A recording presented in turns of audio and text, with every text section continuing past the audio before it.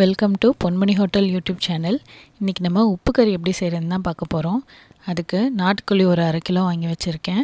அப்புறம் சின்ன வெங்காயம், காஞ்ச மிளகா, கருவேப்பிலை இதெல்லாம் எடுத்து வச்சுருக்கேன். இப்போ அது செய்கிறதுக்கு ஒரு கடாயில் 3 டீஸ்பூன் நல்லெண்ணெய் ஊற்றிருக்கேன். நீங்கள் வேணும்னா நார்மல் எண்ணெய் கூட யூஸ் பண்ணிக்கோங்க. அதில் இந்த நறுக்கி வச்ச சின்ன வெங்காயம், காஞ்ச மிளகா ஒரு 3, அப்புறம் கருவேப்பிலை போட்டு நல்லா வதக்கிக்கணும். கொஞ்சம் வெங்காயம் வதங்கினதும் நம்ம அதில் கொஞ்சம் உப்பு போட்டுக்கிறோம்.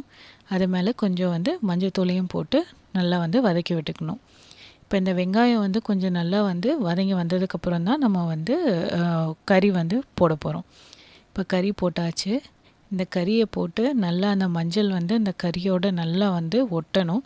ஸோ அதனால் நல்லா கிளறி விட்டு நம்ம அந்த எண்ணெயிலேயே கொஞ்சம் அது வேகிறதுக்கு நம்ம விடணும். கொஞ்ச நேரம் நம்ம இதை ஒரு 2 நிமிஷம் வேக விட்டுட்டு, அதுக்கப்புறம் நம்ம இதில் கொஞ்சம் சீரகத்தை நான் அப்படியே கொஞ்சம் நசுக்கி இது மேலே போட்டுக்கிறேன். அதுவும் அந்த சீரகத்தோட ஃப்ளேவரும் இறங்குறதுக்கு கொஞ்சம் கிளறி நம்ம அப்போ ஒரு 1 நிமிஷம் அதில் விட்டுடுறோம்.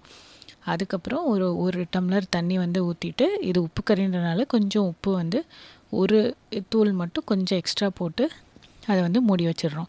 நல்லா ஒரு 5லேருந்து 7 நிமிஷம் விட்டிங்கன்னா நல்லா ஒரு 3/4வாசி நல்லா கறி வெந்திருக்கும்.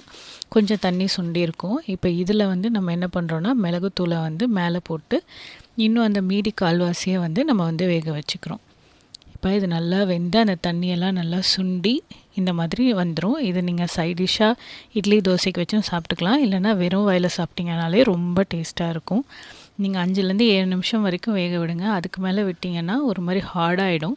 இப்போ இது பாருங்கள் எவ்வளோ சாஃப்டாக இருக்குன்னு. இந்த மாதிரி செஞ்சு பாருங்கள், டேஸ்ட்டாக இருக்கும். தேங்க்ஸ் ஃபார் வாட்சிங். இந்த வீடியோ பிடிச்சிருந்தா லைக் பண்ணி, ஷேர் பண்ணி, சப்ஸ்கிரைப் பண்ணுங்கள்.